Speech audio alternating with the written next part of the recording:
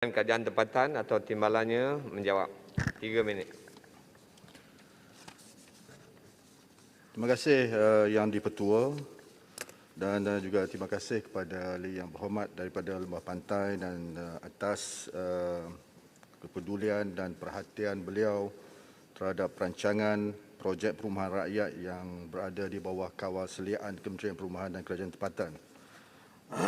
Untuk makluman yang berhormat, program perumahan rakyat PPR merupakan program perumahan awam yang dilaksanakan oleh Kerajaan Persekutuan khusus bagi tujuan untuk membantu golongan setinggan dan golongan berpendapatan di bawah RM3,000 sebulan. Program yang pada mulanya dilaksanakan pada 1982 di bawah rancangan Malaysia Ketiga. Waktu itu dikenali sebagai program perumahan awam kos rendah ataupun PAKR. Namun program ini disemarakkan lagi dan dijenamakan semula sebagai program perumahan rakyat bermula pada tahun 2002 sehinggalah sekarang. Sebagai kementerian yang menjaga keperluan perumahan rakyat pelbagai lapisan, KPKT sentiasa berusaha untuk memastikan unit-unit PPR yang dibangunkan dapat disiap dan diserah mengikut perancangan yang telah ditetapkan. Kerajaan melalui KPKT menyediakan dua jenis program PPR, iaitu PPR dimiliki dan juga PPR disewa. PPR dimiliki adalah unit PPR yang dijual kepada pemohon yang berkelayakan, manakala PPR disewa ditawarkan kepada rakyat yang masih belum berkemampuan untuk memiliki kediaman.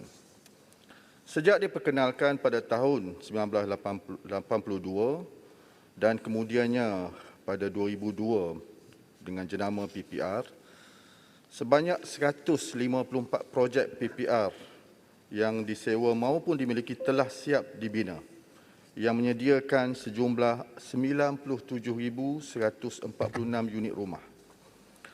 Merujuk soalan asal yang berhormat, dalam tempoh 2018 sehingga kini, sebanyak 26 projek merangkumi 11,710 unit rumah PPR yang telah siap dibina, sebanyak 28 projek merangkumi 10,570 unit rumah yang sedang dalam pembinaan, manakala 11 projek yang merangkumi 4,120 unit rumah yang berada dalam peringkat perancangan di seluruh negara. Kerajaan akan terus komited dalam menyediakan PPR kepada golongan B40 dan kerajaan akan sentiasa bekerjasama dengan kerajaan negeri bagi memastikan usaha ini dapat diteruskan untuk mengenal pasti cadangan lokasi yang bersesuaian untuk program-program perumahan mampu milik, terutamanya untuk B40 di bawah KPKT, khususnya program PPR. Terima kasih. Terima kasih Menteri. Silakan. Terima kasih. Soalan tambah pertama. Terima kasih Datuk Ibu. Terima kasih Yang Berhormat Menteri di atas jawapan.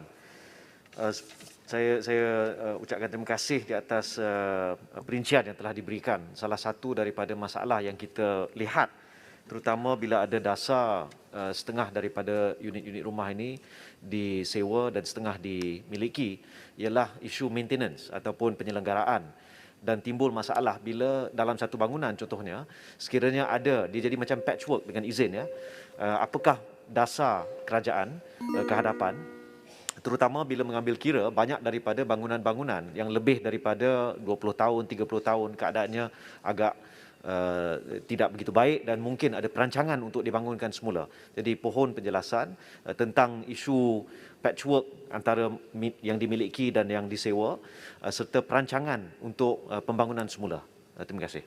Terima kasih Lembah Pantai. Silakan Menteri.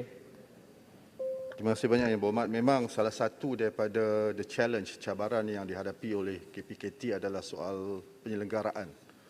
Dan sememangnya Kerajaan Persekutuan telah melakukan apa yang disebut sebagai tabung penyelenggaraan perumahan TPPM dan juga program penyelenggaraan perumahan Malaysia bagi tujuan untuk pertamanya membantu perumahan berstrata kos rendah awam dan juga swasta untuk membaik pulih menyelenggara harta bersama.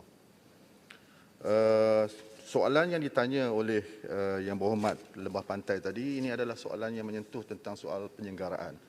Kalau dari segi di kawasan Yang Berhormat sendiri, saya rasa ada lebih kurang 5,000 656 unit yang dibangun dan dibina oleh KPKT. Dan kesemuanya telah pun diserahkan di bawah DBKL. Saya memahami ada di kalangan tempat-tempat Kampung Limau, Departemen Putrajaya, saya pernah jadi setpol ke sana, saya tahu kawasan-kawasan tersebut yang ada yang dijual dan juga yang ada yang disewa.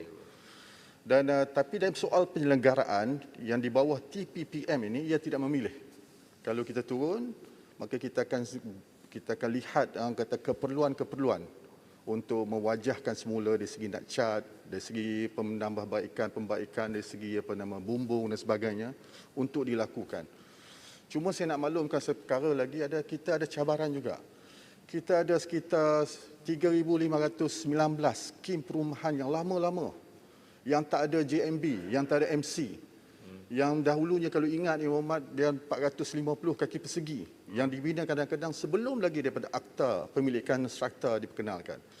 Dan mereka ini adalah antara bangunan yang agak tidak terbela. Sebab itu dalam belanjawan kali ini saya nak mohon juga kepada Kementerian Kewangan untuk melihat sejumlah yang kata 3,519 skim yang jumlah dia keseluruhannya hampir 554,000 untuk juga mendapat pembelaan. Saya rasa kalau di tempat yang berhormat mungkin macam Taman Bukit Angkasa. I think that could be one of that. Dan insya-Allah itu adalah antara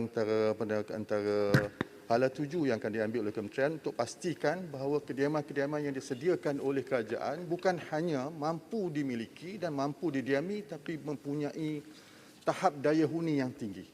Terima kasih.